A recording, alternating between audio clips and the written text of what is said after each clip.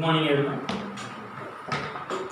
ఇవాళ మనం చెప్పుకోబోయే టాపిక్ కన్నా ముందు ప్రీవియస్గా మనం కవర్ చేసిన టాపిక్స్ ఏమేమి ఉన్నాయనేది ఒకసారి వెరిఫై చేసుకుంటే, మనం ఆల్రెడీ యూనిట్ 1లో reading A, reading B almost complete అయిపోయింది, right? So next reading C start చేసే ముందు ఒకసారి రీడింగ్ కాంప్రహెన్షన్కి సంబంధించి మీరు కాంప్రహెన్షన్ రెఫరెన్స్ మెటీరియల్లో చేస్తున్నారు కదా.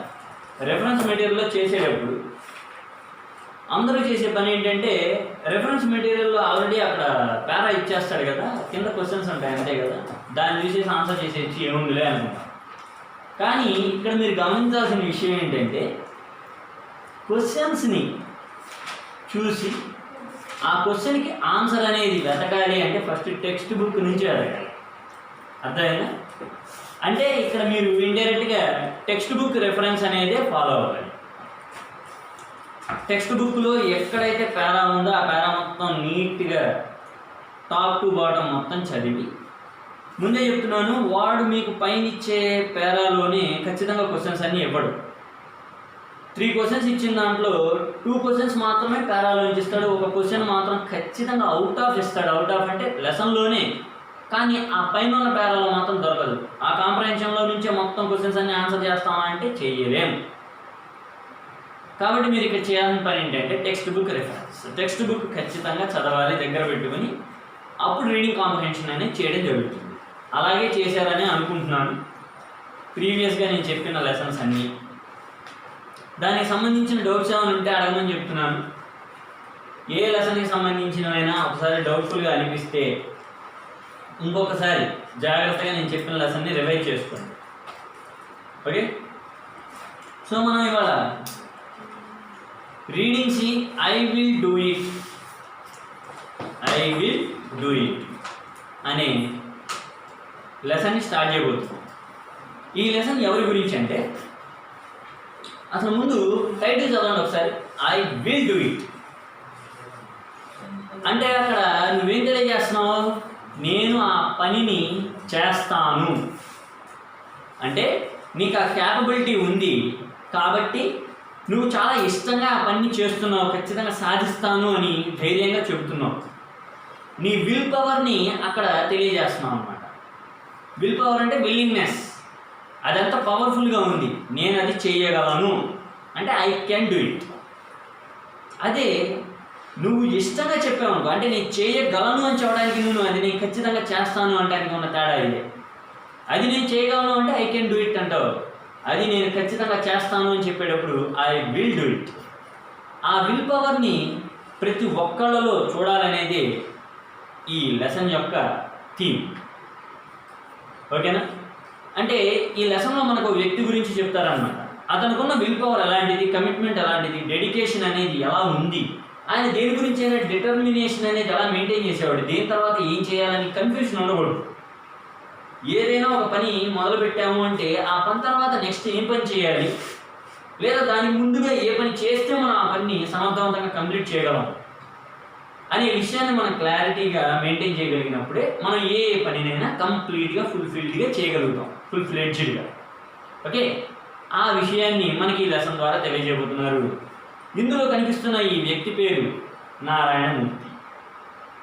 ఈయన ఎవరు, అసలు ఈయన గురించి మనం ఎందుకు తెలుసుకుంటున్నాం, ఈయన ఏం సాధించారని ఈయన గురించి లెసన్గా మనకు వచ్చింది, ఇలాంటి ఎన్నో క్వశ్చన్స్ మీ మైండ్లో రన్ అవుతున్నాయి కదా. Surely you will get answers for your questions. Me questions అన్నిటికీ ఖచ్చితంగా మీరు ఆన్సర్స్ తెలుసుకుంటారు ఈ లెసన్ జాగ్రత్తగా వింటే. ఓకే, మరి స్టార్ట్ చేద్దాం. చూడండి, he was short, he was the brightest boy in his class. His seniors used to ask him to solve their difficulties in science. ఇక్కడ ఏం చెప్తున్నాడు చూడండి, చూడటానికి చాలా షార్ట్ అంటే పొట్టిగా, కానీ పొట్టివాడైనప్పటికీ చాలా షార్ప్గా ఉండేవాడు. చాలా షార్ప్, పొట్టివాడైనా సరే గట్టివాడాడు. ఇంకోటి ఏమని చెప్తున్నాడు, బ్రైటెస్ట్ బాయ్, సూపర్లేటివ్ డిగ్రీ వాడాడు. చూడండి, right, brighter than the brightest అంటే ఇతన్ని మించిన వాడు ఎవరు లేడు క్లాసులో. ఇన్ హిజ్ క్లాస్, ఇతని క్లాసులో ఇతన్ని మించిన వాడు అంటే ఎవరు లేడు. ఏ క్వశ్చన్కి ఏ ఆన్సర్ కావాలన్నా సరే అడగాల్సింది ఈయననే. క్లాస్లో ఏదైనా క్వశ్చన్ రైజ్ చేసి టీచర్ నువ్వు చెబుతావా ఎవరు చెబుతారు దీని ఆన్సర్ అంటే ఫస్ట్ నేను చెబుతానని చెప్పి హ్యాండ్ రైజ్ అయ్యేది నారాయణమూర్తి అనే వ్యక్తి. ఓకే, జాగ్రత్తగా గమనించండి.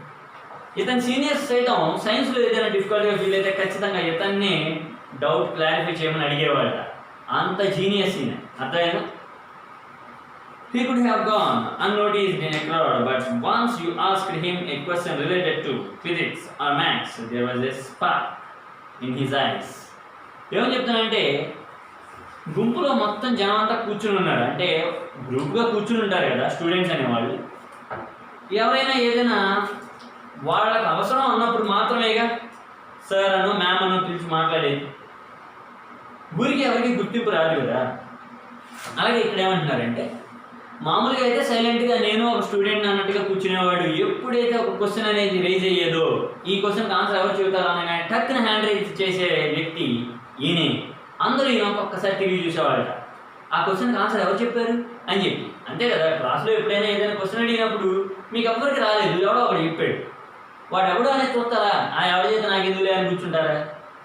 అంతేగా, ఇక్కడ అదే చెప్తున్నాడు.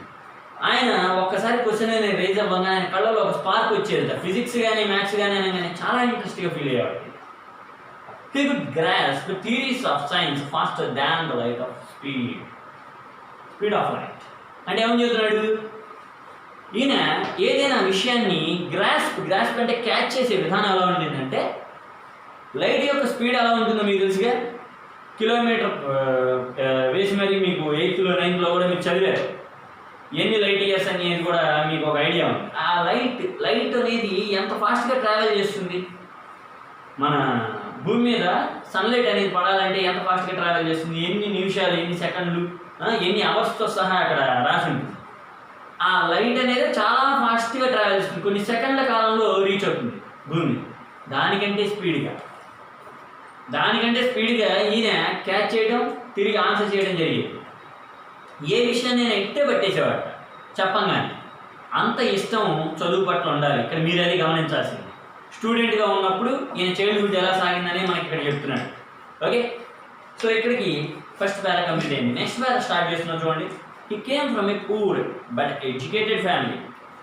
ఈయన రావడం కొంచెం పేద కుటుంబం నుంచి వచ్చాడు, కానీ వీళ్ళ పేరెంట్స్ అంటే ఎడ్యుకేటెడ్ ఫ్యామిలీ అంటే వీళ్ళ ఫ్యామిలీలో అందరూ చదువుకున్న వ్యక్తులే. చదువుకున్న ప్రతి ఒక్కళ్ళు ధనవంతులు అవ్వాల్సిన అవసరం లేదు. ఒక్కొక్కళ్ళు అవ్వచ్చు, ఒక్కొక్కళ్ళు అవ్వకపోవచ్చు, చెప్పలేము. అలాగే ధనవంతులైన ప్రతి ఒక్కళ్ళు చదువుకుంటారని గ్యారంటీ లేదు. డబ్బు సంపాదించడానికి చదవడానికి సంబంధం లేదు. కానీ ఎంత డబ్బు సంపాదించినా చదువు లేకపోతే ఆ డబ్బుకి విలువ లేదు. అదే విషయం ఇక్కడ మనం చెప్తున్నాం. He came from a poor family but educated. Okay, his father was a high school teacher and an avid reader of English literature.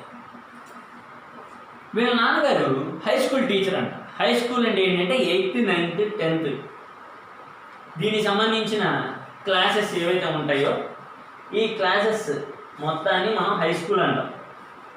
Okay, actually 6th to 10th అంటాం, కానీ 6th 7th ఇప్పుడు మిడిల్ స్కూల్ కింద consider చేస్తున్నాడు. 8th 9th 10th high school అంటారు. 5th below ఇంకంతా అది primary కింద వస్తుంది, ఎలిమెంటరీ. సో ఇక్కడ విషయం ఏంటంటే వీళ్ళ నాన్నగారు ఒక హై స్కూల్ టీచరు, కానీ ఇంగ్లీష్ లిటరేచర్లో ఎన్ని రకాల పుస్తకాలు అయితే ఉన్నాయో అన్ని రకాలు నేను చదివిన వ్యక్తి. అంటే లిటరేచర్ పట్ల, సాహిత్యం పట్ల అంత ఇంట్రెస్ట్ ఉన్న వ్యక్తి అని చెబుతున్నాడు ఇండైరెక్ట్గా. ఓకే, నెక్స్ట్ హీ ఎవరు, ఇప్పుడు మనం ఎవరి గురించి అయితే చెప్పుకుంటున్నామో అతను ఎవరైతే ఉన్నాడో, like all the boys in his class was trying to get admission in to some engineering college. మనం ఇక్కడ ఎవరి గురించి అయితే చెప్పుకుంటున్నామో అతను స్కూల్ కంప్లీట్ చేసుకుని, ఇంటర్ కంప్లీట్ చేసుకుని ఇంజనీరింగ్ కాలేజ్ వైపు వెళ్తున్నాడంటే ఎంసెట్ ఎగ్జామ్ రాశాడని అర్థం. ఎంసెట్ ఎగ్జామ్ అంటే ఇప్పుడు ఇంజనీరింగ్ కాలేజీలో ఎంసెట్, ఐఐటి, ఇప్పుడు ఎవరు చూసినా సరే ఐఐటి. ఎంసెట్లో ర్యాంక్ వస్తే ఏదో ఒక ఇంజనీరింగ్, లేదా ఐఐటిలో ర్యాంక్ వస్తే ఐఐటి క్యాంపస్. ఇదేగా ఎవరు మాట్లాడినా. అంటే ఇంటర్ కంప్లీట్ అయిన తర్వాత ఈయన కూడా అలాగే అందరిలాగానే చూస్తున్నట్ట ఎక్కడ ఏ కాలేజీలో చేరదామా అని చెప్పే అవకాశం కోసం the brighter once wanted to study in the Indian institutes of technology are the IITs. అంటే ఇక్కడ ఏమని చెబుతున్నాడంటే బాగా చదివేవాడు ఎవడైనా సరే ఊరికి ఎంసెట్ ట్రై చేసి సింపుల్గా మన ఊళ్ళో కాలేజీలో ఇంజనీరింగ్ చదివేసేద్దాం అనే ఆలోచనతో ఉంటాడు.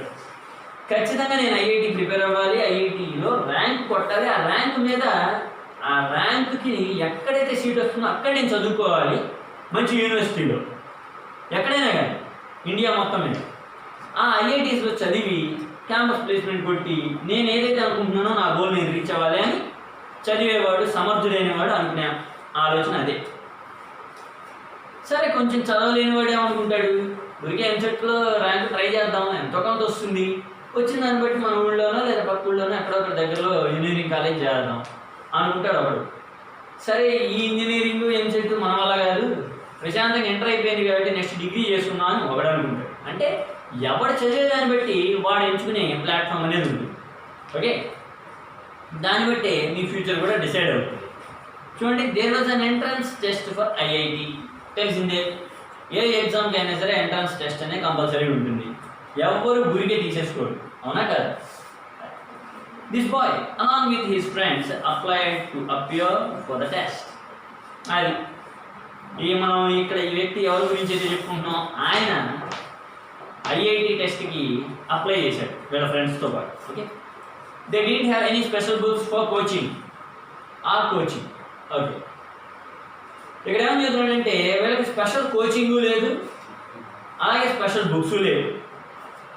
ఏదైనా ఎంసెట్ ఐఐటి అనగానే టక్కున వెంటనే 45 days కోర్సు, 1 month కోర్సు అని చెప్పేసి జాయిన్ అయిపోతారు. వాడు ఫాస్ట్గా చెప్పుకుంటే వెళ్ళిపోతే వీళ్ళు ఫాస్ట్గా ఎక్కిచ్చేసుకుని అయిపోయింది అమ్మాయి. డైలీ చదువుకునే వాడికి ఎటువంటి ప్రిపరేషన్ అవసరం లేదు. ఒళ్ళు దగ్గర పెట్టుకుని జాగ్రత్తగా శ్రద్ధగా ఆలోచిస్తే simple and short cut methods మీకే తెలుస్తాయి. ఆ విషయం ఇక్కడ మీరు గ్రహించాలి. అదే చెప్తున్నాను, వీళ్ళకి స్పెషల్ బుక్స్ లేవు. అంటే ఐఐటీలో అంతకుముందు ప్రీవియస్ మోడల్ పేపర్లా ఉంది, ఇలాంటి క్వశ్చన్స్ వస్తాయి, ఇలా వస్తుంది అని చెప్పి ఒక అవేర్నెస్ క్రియేట్ చేయడానికి, దాని స్ట్రాటజీ తెలియడానికి అంతకుముందు ఏం రిఫర్ చేయలేదు, కోచింగ్కి అటెండ్ అవ్వలేదు. సో ఇక్కడ ఏం చేస్తున్నా అంటే ఆల్ దీస్ ఐఐటి యాస్పిరెంట్స్ అంటే ఏంటంటే ఏదైనా సాధించాలనే తపన ఎవరికైతే ఉంటుందో వాడిని మనం యాస్పిరెంట్ అంటాం. Okay, all these IIT aspirants would sit below the shade of a stone mandap close to Chamundi hills in the sleepy town of Mysore. మైసూర్ని స్లీపీ టౌన్ నేను ఎందుకు అన్నాడంటే ఎప్పుడు బిజీగా ఉంటుంది. బిజీ అంటే మనకి తుప్పలు పడుతున్నట్టు చల్లటి మంచు ప్రదేశంలో ఉంటే ఎలా ఉంటుందో ఎక్కువ శాతం ఎండ ఇక్కడ ఉండదు మైసూరు. ఎందుకంటే ఊటీ దానికి సరిగ్గా, ఊటీ తెలుసుగా, ఊటీ సరిగ్గా 105 or 110 kilometers నియర్ ఊటీ. సరిగ్గా చెప్పాలంటే మైసూరు నుంచి అంత దగ్గర ఊటీ. అంత చల్లటి ప్రదేశం దగ్గరగా ఉన్నప్పుడు ఎండ అనేది తక్కువగా ఉంటుంది. అందుకే స్లీపీ టౌన్ అన్నాడు. ఎప్పుడు వర్షం పడుతున్నో లేదా మంచు కురుస్తున్నో అట్లా బిజీగా ఉంటుంది. సో ఈ సిచ్యువేషన్ మనకి అర్థమయ్యేది చేయడానికి ఏం చెప్తున్నాడంటే వీళ్ళు ఎప్పుడు ఒక స్టోన్ మండపం అంటే రాతి కట్టడాలతో మండపాలు కట్టుంటాయి. చాముండి హిల్స్ అంటే చాముండి అమ్మవారు అక్కడ బాగా ఫేమస్ మైసూరు. చాముండేశ్వరి టెంపుల్ అంటారు. అక్కడ గుడి ప్రదేశంలో కూర్చొని చదువుకునేవాళ్ళు అంట. ఎవరు? ఈ ఐఐటికి ప్రిపేర్ అయ్యేవాళ్ళు అందరూ. He was the guide for the others. ఇక్కడ ఈ వ్యక్తి ఉండగా ఇంకా మిగిలిన వాళ్ళకి ఏ డౌట్ వచ్చినా ఏ గైడ్ అక్కర్లా. ఈ క్వశ్చన్కి ఆన్సర్ ఏంటి అని అడిగినా టక్కుని చెప్పేసేవాడు ఉన్నాడు అనుకో, నువ్వు గైడ్ ప్రిఫర్ చేస్తావా వాడి దగ్గరికి వెళ్తావా? వాడిని ప్రిఫర్ చేస్తావు, ఎందుకంటే వాడు ఇంకా బాగా అర్థమయ్యేది చెబుతాడు కాబట్టి. సో ఇతనే మిగిలిన వాళ్ళకి గైడ్ లాగా ఉపయోగపడ్డాడు ఇక్కడ అని చెప్తున్నాడు. While the others struggle to solve the problems in a question paper, he would smile shyly and solve them in no time. మిగిలిన వాళ్ళంతా అబ్బా ఈ సమ్మెట్ట చేతరా బాబు, అసలు ఈ క్వశ్చన్ అలా అర్థం చేసుకోవడం నాయన అని చెప్పేసి తెగ కష్టపడిపోతూ ఉంటే ఈయన మాత్రం ఒక చిరునవ్వు నవ్వి, అంటే కొంచెం సిగ్గుపడుతూ ఈ చిన్నది నీకు రాదా చీ అని చెప్పేసి ఇట్లా నవ్వుకుని వెంటనే టక్కుని చేసేసేవాడు. ఎక్కువ టైం కూడా తీసుకునేవాడు కాదు. అర్థమైంది? అంటే మనకు తెలిసిన విషయాన్ని ఎవరికైనా చెప్పేటప్పుడు అవతల వాళ్ళని కించపరచకుండా మనకే వచ్చు అని యారగెన్సీ వాళ్ళకి చూపించకుండా పద్ధతిగా ఏం చూసారా టక్కుని సాల్వ్ చేసేసి వెంటనే ఎక్స్ప్లెయిన్ చేయడం చేశాడు, కానీ నాకు వచ్చు నీకు రాదు ఇట్లాంటి మాటలు అనలేదు. చాలా వరకు ఎవడైనా ఏదైనా క్వశ్చన్ అడిగినప్పుడు కొంచెం హీనంగా వాడు సిగ్గుపడేటట్టుగా బిహేవ్ చేయటం కొంతమంది స్టూడెంట్స్లో తరచుగా నేను చూస్తున్నాను అలవాటు. అది మ్యాక్సిమం తగ్గించుకుంటే చాలా మంచిది. ఎప్పుడైనా ఎవడైనా అడిగినప్పుడు ఇది ఇలా చేయాలి అని ఒకసారి చెప్పు, 2 సార్లు చెప్పు. వాడికి అర్థమయ్యేంతవరకు చెప్తే నీకు అన్నిసార్లు రివిజన్ అయినట్టే. పక్కన వాడికి చెప్పడం అంటే ఏంటో తెలుసా, నీకు నువ్వు చెప్పుకోవడమే. నీకు నువ్వు చెప్పుకున్నావు అనుకో, అది తప్ప ఒప్ప అని నీకు క్లారిటీ ఉండదు. అదే అవతలవాడికి ఎప్పుడైతే నువ్వు ఎక్స్ప్లెయిన్ చేస్తున్నావో వాడికి చెప్పేది తప్ప ఒప్ప అని 1-2 సార్లు నిన్ను వెరిఫై చేసుకుని కానీ చెప్పవాడికి. అదే నువ్వు చదువుకునేటప్పుడు ఏది పడితే చదువుకుంటూ వెళ్తావు. అదే వాడికి చెప్పేటప్పుడు బేసిక్స్ నుంచి చెప్పాలిగా. ఓ మాట చెప్పావు, ఫర్ ఎగ్జాంపుల్ హెల్పింగ్ వర్బ్స్ ఉన్నాయి మన దాంట్లో ఇంగ్లీష్ గ్రామర్లో. హెల్పింగ్ వర్బ్స్ అంటే 8 రకాలు ఉంటాయని చెప్పావు. హెల్పింగ్ వర్బ్సా, అసలు వర్బ్ అంటే ఏంటి అన్నాడు వాడు. ఓ వర్బ్ అంటే తెలియదా నీకు, verb is an action word. అంటే మనం ఏదైనా యాక్షన్కి సంబంధించి చెప్పేటప్పుడు వర్బ్ని మనం ఇండికేట్ చేసుకుంటాం అని వాడికి నువ్వు మొత్తం రూట్ నుంచి చెప్పుకుంటూ వచ్చావు అనుకో, నీకు కవర్ అవుతుందిగా, నువ్వు రిలీజ్ చేసుకుంటావుగా. వాడికి ఏమైనా ఫేవర్ చేస్తున్నావా? యాక్చువల్లీ వాడే నీకు ఫేవర్ చేస్తున్నాడు. నువ్వు మర్చిపోయేవి నీకు వచ్చు అని చెప్పేసి చదవనివి ఏవైతే ఉన్నాయో అది నీకు గుర్తు చేస్తున్నాడు. నువ్వు నిజంగా వచ్చిన వాడు అనుకో టక్కుని చెప్పేస్తావు. ఇప్పుడు మన షార్ట్ బాయ్ నారాయణమూర్తి ఎలాగైతే చెప్పాడో షార్ప్ బాయ్, అలా నువ్వు కూడా టక్కున ఆన్సర్ చేసేస్తావు. నీకేంటి అవి యాక్చువల్లీ నీకు రావు. ఆ బేసిక్స్ నేర్చేసుకున్న తర్వాత మర్చిపోయావు. అతనికి చెప్పాలంటే స్టార్టింగ్ నుంచి చెప్పాలి కదా.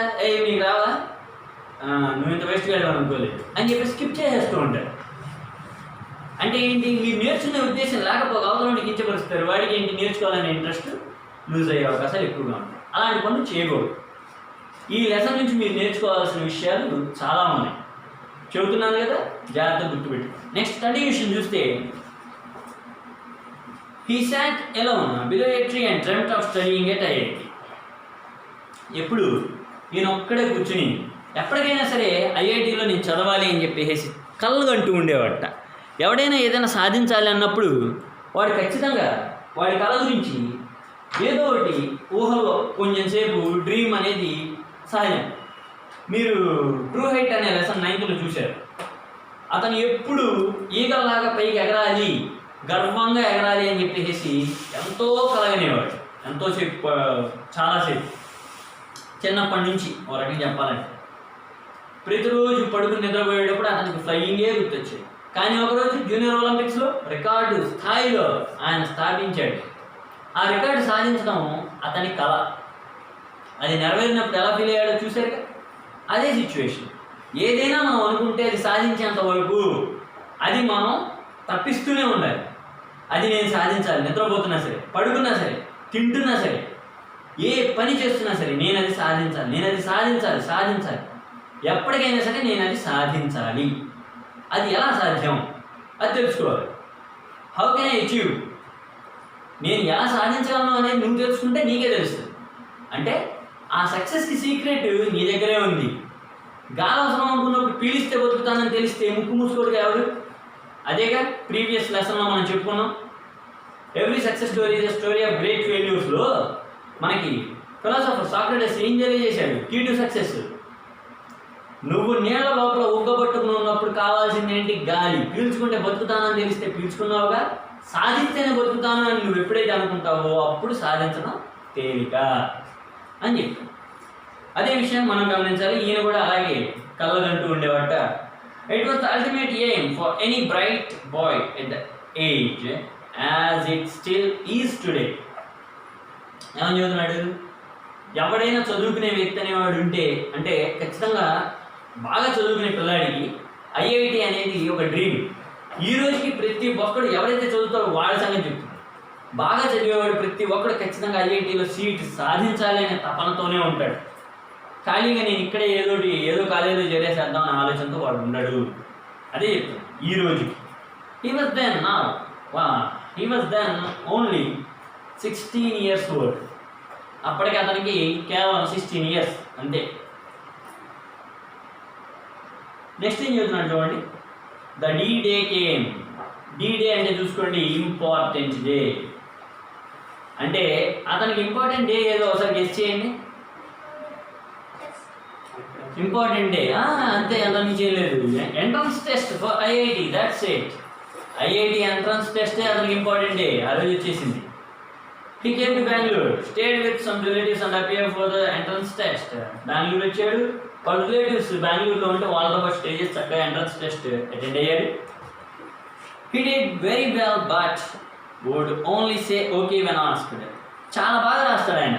రాసినా కూడా ఎలా రాసామని అడిగితే పర్వాలేదు బాగా రాసి అని చెబుతాడు. కొంతమంది ఉంటారు బాగా రాశాను అనుకుని ఎలా రాశానని ఒక్క మార్కు 2 మార్కులు అంతే, 100కి 98 గ్యారంటీ అని ఒకటి చెబుతాడు. ఇంకోడు 85 అబో, వాడి 60 దాటారు. ఆ విషయం వాడికి తెలియదు, వాడు రాసిన తీరుకు వాడు అలా ఫీల్ అవుతాడు. కానీ ఈయన చూడండి ఎంత బ్రైట్ స్టూడెంట్, సీనియర్స్ అడిగే క్వశ్చన్స్ సైతం ఆన్సర్ చేసే కెపాసిటీ ఉన్న ఈ వ్యక్తి, అంత క్యాపబిలిటీ ఉన్న వ్యక్తి ఏమని చెబుతున్నాడు? ఓకే పర్లేదు. అంటే ఏంటి? ఎగ్జామ్ రాసిన తర్వాత కాదు, ఎగ్జామ్ రిజల్ట్ వచ్చిన తర్వాత తెలుస్తుంది అతని పెర్ఫార్మెన్స్ ఎలా ఉంది అని. ఇప్పుడు వీడున్నాడు 98 వస్తాయంటాడు, వాడికి 78 వచ్చాయనుకో, 78 వస్తాయి సరిగ్గా, 20 మార్క్స్ తేడా. ఎవడైనా నమ్ముతాడు వాడు బాగా రాశాడంటే? అందుకే ఏమని చెప్పాలి ఎప్పుడైనా సరే, ఇక్కడ చూసి నేర్చుకోండి. నేను చెబుతాడు, it was the opposite when it came to food. అది ఇప్పుడు బాగా రాసి ఓకే అని చెప్పాడు కదా చదువు విషయం. అదే ఫుడ్ విషయానికి వస్తే క్వైట్ ఆపోజిట్. ఏంటో చూద్దాం. వెన్ ఈ said okay it implied bad. పర్లేదు బాగానే ఉంది అంటే చాలా చండాలంగా ఉంది అని. ఏది? ఫుడ్. బాబు ఇవాళ ఫుడ్ ఎలా ఉంది అంటే పర్లేదండి బాగానే ఉంది అని చెప్పాడు అనుకో, అస్సలు బాగాలేదు, టేస్ట్ ఏం బాగాలేదండి. ఓకే నెక్స్ట్, వెన్ ఈ said good it implied okay, చాలా బాగుందండి అని చెప్పాడు అనుకో, పర్లేదు తినొచ్చు అన్నట్టు అన్న.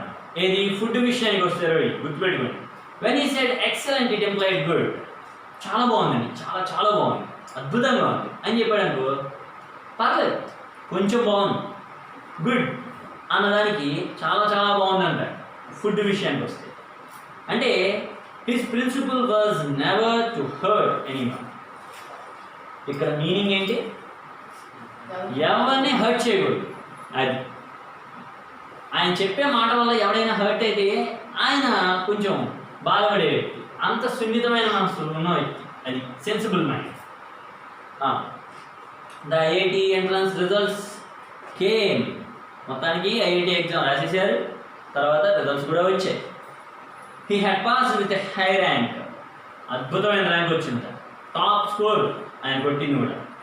What a delight, what a happy moment for any student. He was thrilled. He went to his father who was reading a newspaper. ఒక్కసారి ఆశ్చర్యపోయాట, అబ్బా ఇంత మంచి ర్యాంక్ వచ్చింది. నువ్వెంత బాగా రాసినా నువ్వు రాసిన దానికి తగ్గట్టుగా రిజల్ట్ వచ్చిన రోజు చూసుకుంటే నీ ఆనందమే వేరు. నువ్వు 60 మార్కులకి అటెంప్ట్ చేస్తే 55 వస్తే అప్పుడు హ్యాపీగా ఫీల్ అవుతావు. అదే 98కి అటెంప్ట్ చేస్తే 97 95 వచ్చాయనుకో, ఇంకెంత హ్యాపీగా ఫీల్ అవుతావు. ఈయన సిచ్యువేషన్ కూడా అదే. బాగా రాసాడు, ఎప్పుడుగా వస్తాయి కదా రిజల్ట్స్. 1 నెల 2 నెలల గ్యాప్ తీసుకున్నాం, 15 days మినిమం టైం తీసుకుంటాయిగా. ఎప్పుడు వస్తాయని వెయిట్ చేస్తాం, వచ్చిన వెంటనే చూసుకుంటే అబ్బా ఇంత బాగా రాసాను, మంచి ర్యాంక్ వచ్చింది అందరికీ చెప్పుకోవచ్చు. అలాగే మా నాన్నగారి దగ్గర పరిగెత్తుకుంటూ వెళ్ళి టక్కున మంచి ర్యాంక్ వచ్చిందని చెప్పగానే వాళ్ళ నాన్నగారు అప్పుడు ఏం చేస్తున్నారు? న్యూస్ పేపర్ చదువుతూ ఉన్నారు. I have passed the exam. Mysore అన్నాడంటే మరి కన్నడ అనే వస్తుంది కదా. అన్న మా నాన్నగారిని పిలిచాడు, well done my boy, I want to join IIT. Very good, మంచి ర్యాంక్ కొట్టావు అయితే, సూపర్. నెక్స్ట్ ఏం చేద్దాం అనుకుంటున్నావు అని అడుగుతారు మీ పేరెంట్స్ ఎవరైనా సరే ఈ మాట చెప్పగానే. అంతేగాని ఐఐటి ర్యాంక్ కొట్టానంటే సర్లే ఇక్కడ ఇక్కడ కాలేజీలో చేరుదు కానీ కూర్చోడు అని ఇంట్లో అంటే మీరు ఊరుకుంటారా? మరి ఈయన పరిస్థితి ఏంటో చూద్దాం. వీళ్ళ నాన్నగారు జస్ట్ హై స్కూల్ టీచర్ అని చెప్పారు, అంటే శాలరీ పర్సన్, మంత్లీ శాలరీ వస్తే తప్ప ఇల్లు గడవని పరిస్థితి. అటువంటి వ్యక్తి ఒక్కోసారి ఎకనామికల్ స్టాండర్డ్స్ అనేవి కూడా చాలా ఇంపార్టెంట్. దాన్ని బేస్ చేసుకుని వీళ్ళ నాన్నగారు ఏమన్నారు, ఐఐటీలో జాయిన్ అవుతానంటే అనేది తెలుసుకుంది. I want to join IIT. His father stopped reading the newspaper. He lifted his head, looked at the boy and said with a heavy voice, "My son, you are a bright boy." ఒక్కసారి paper చదవడం ఆపేసి అతను వంట చూసి నువ్వు చాలా తెలియగలడు కదా. You know our financial position. నీకు తెలుసు మన ఫినాన్షియల్ పొజిషన్ ఎలా ఉంది, అసలు మనకు వస్తున్న ఇన్కమ్ ఎలా ఉంది, మన పరిస్థితి ఎలా ఉంది, మనం ఏమైనా బేర్ చేయగలమా లేదా, అసలు నువ్వు ఐఐటికి వెళ్ళాలి అంటే దానికి ఒకవేళ ఫ్రీ సీటే వచ్చిండొచ్చు నీ ర్యాంక్కి, కానీ అక్కడ అయ్యే ఎక్స్పెన్సెస్ ఉంటాయిగా. ఆ మినిమం ఎక్స్పెన్సెస్ అనేవి కూడా నేను పంపించలేని పరిస్థితి అయితే ఇలాంటి డిస్కషన్ ఏదో వచ్చినట్టుంది. ఫినాన్షియల్ పొజిషన్ తెలుసుగా అన్నాడంటే బాగుంటే ఎవరు అంటారుగా, వెరీ గుడ్ నాన్న ఎప్పుడు బయలుదేరుతున్నావు అంటారు. చూద్దాం. I have 3 daughters to be married off and 3 sons to educate. 3 ఆడపిల్లలు ఉన్నారు. 3 ఆడపిల్లలు ఉన్నారు. Okay okay 5 daughters. 5 daughters అంటే 5 daughters, 3 మగపిల్లలు అంటే మొత్తం 8 members.